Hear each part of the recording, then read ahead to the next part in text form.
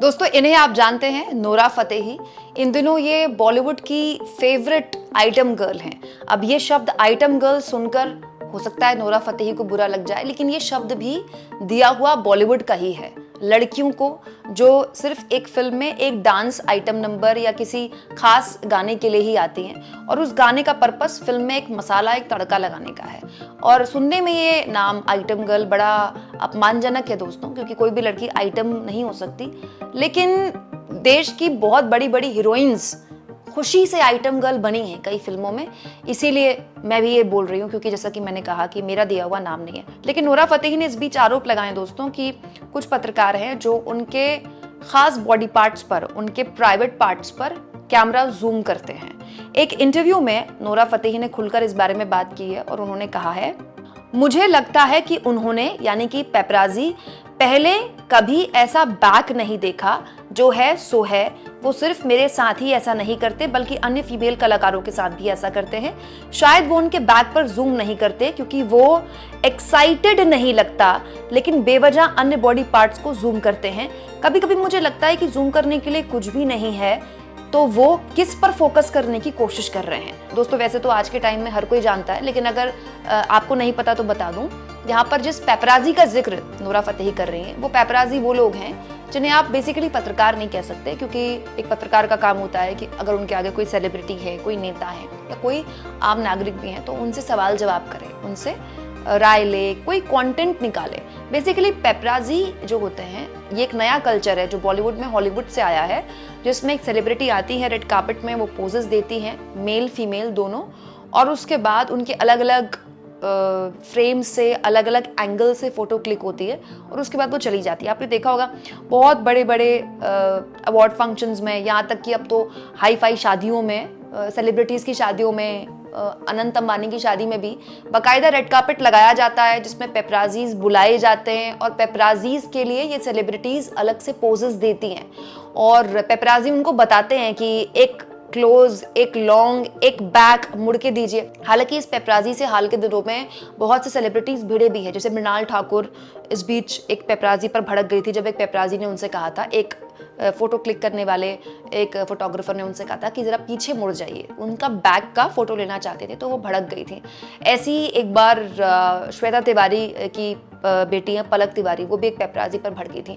तो Nora Fatehi कह रही है कि क्योंकि उनके प्राइवेट पार्ट इतने एक्साइटेड हैं, उनका बैक इतना एक्साइटेड है कि अगर उनके बैक पर फोकस करते हैं पेपराजी, तो उन्हें इस बात में कोई दिक्कत नहीं है, जो है सो है। इसके अलावा नोरा फतेही ने भी कहा कि उनके एसेट्स पर, जो नोरा फतेही के हिसाब से उनके पास जो एसेट्स हैं, उनके शरीर के हिस्से, उस पर उनको गर्व है।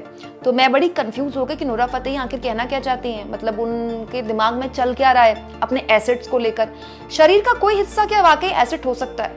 क्योंकि जितना हमने पढ़ा है, जाना है, अनुभव किया दोस्तों, कोई कितना भी खूबसूरत हो, कितना भी बोटॉक्स यूज कर ले, शरीर तो नश्वर है। मैं 10 साल पहले जैसे दिखती थी आज नहीं दिखती, और यकीनन 10 साल बाद तो कतई नहीं दिखूंगी। तो और मुझे ऐसा लगता है कि कमोबेश हमारे देश में 95% लोग ऐसा ही सोचते हैं। हर आदमी बोटॉक्स नहीं कराता, हर आदमी अपने समय के साथ बड़े होने और उसके बाद वृद्ध होने को बड़ी इजीली एक्सेप्ट करता है। और उससे भी महत्वपूर्ण मैं ये मानती हूँ कि ये बात बिल्कुल सही है कि अपने शरीर की बनावट, अपने शरीर के किसी भी हिस्से पर हमें शर्मिंदगी महसूस नहीं होनी चाहिए, बिल्कुल नहीं होनी चाहिए। ना तो अपने बैक पर होनी चाहिए, ना ही अपने फ्रंट पर होनी चाहिए, ना अपने बाल पर होनी चाहिए, ना अपने हाल पर होनी चाहिए। लेकिन अपने पूरे के पूरे अस्तित्व को, अपने एसेट्स के इर्द गिर्द अपने पूरे के पूरे अस्तित्व को मान लेना, मुझे लगता है कि नोरा फतेही का जो थॉट प्रोसेस है, उसमें अभी उन्हें काम करने की काफी जरूरत है। अब आप ये कहेंगे कि नोरा फतेही की क्या गलती है?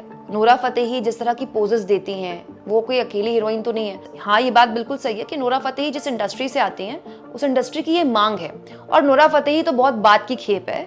इससे पहले तो इंडस्ट्री की so called top heroines, Katrina जैसी हीरोइन ने चिकनी चमेली, शीला की जवानी जैसे आइटम नंबर्स किए हैं, करीना जैसी सो कॉल्ड टॉप हीरोइन जिन्हें बॉलीवुड की टॉप दीवाज में से माना जाता है, उन्होंने मैं हूँ तंदूरी मुर्गी, इस तरह के आइटम नंबर किए, अपने आप को तंदूरी मुर्गी कहा है।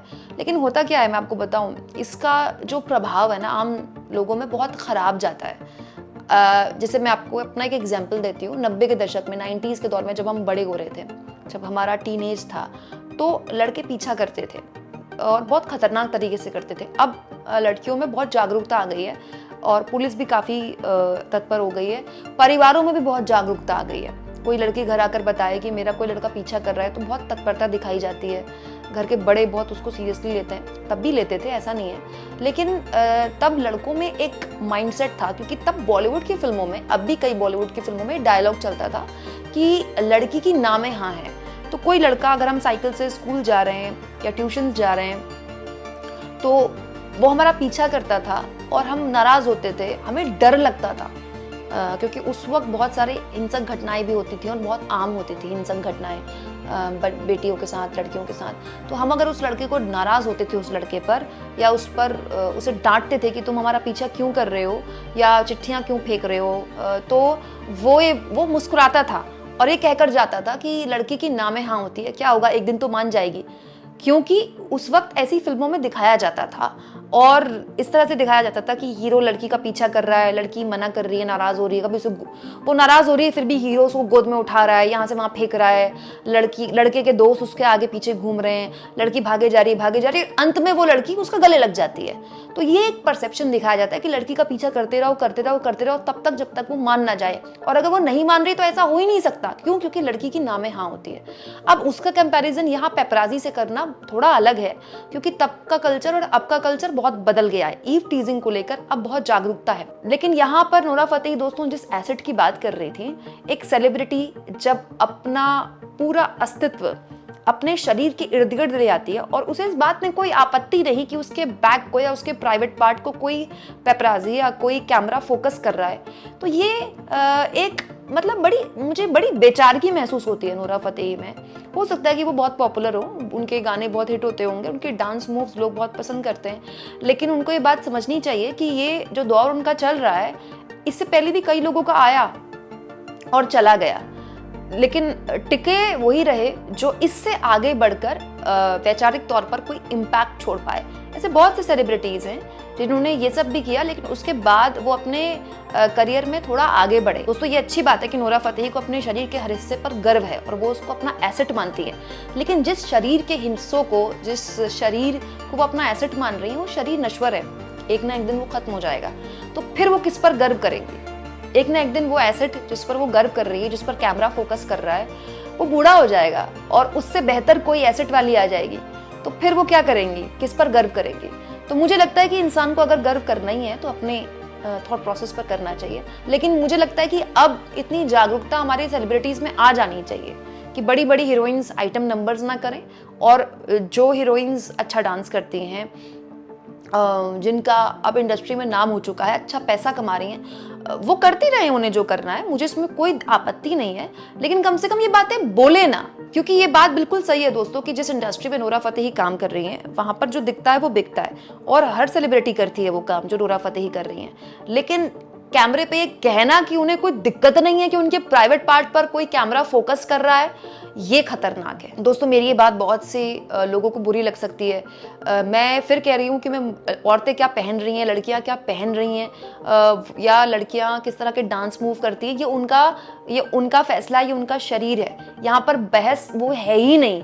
यहाँ पर बहस ये है कि आप जब एक सेलिब्रिटी बन जाते हैं तो आप क्या बात बोल रहे हैं, ये एक मतलब थोड़ा सा आपको ध्यान देने की ज़रूरत है, क्योंकि उसका एक इम्पैक्ट होता है। अब नोरा फतेही विदेश से आई कोई ऐसा ही चेहरा नहीं है जो स्ट्रगल कर रही है। अब वो इंडस्ट्री में स्टैब्लिश हो चुकी है, अच्छा पैसा कमा रही है, अच्छा काम मिल रहा है उनको, अच्छी फिल्मों में उनके गाने हिट भी होते हैं। तो उनको इस बात का ध्यान रखना चाहिए कि अब उससे वो एक कदम आगे भी बढ़ सकती है अगर वो चाहें तो। दोस्तों मेरी ये बात बहुत से लोगों को बुरी लग सकती है, आपकी हर बात सराखों पर, अगर अच्छी लगे तो भी आप कह सकते हैं, बुरी लगे तो भी आप कह सकते हैं, लेकिन इसके अलावा मेरी इस बात पर आप क्या ऐड कर सकते हैं, आप क्या कहना चाहते हैं, ये भी ज़रूर लिखिएगा कमेंट बॉक्स पर। और मेरा ये चैनल नया है दोस्तों, और मुझे आपके सपोर्ट की ज़रूरत है, तो प्लीज़ चैनल को शेयर भी करें, सब्सक्राइब भी करें। मेरी कोशिश रहेगी दोस्तों कि अलग तरह से खबरें आपके सामने इस चैनल में मैं रखती रहूँ और ख़बरें भी अलग तरह की हो।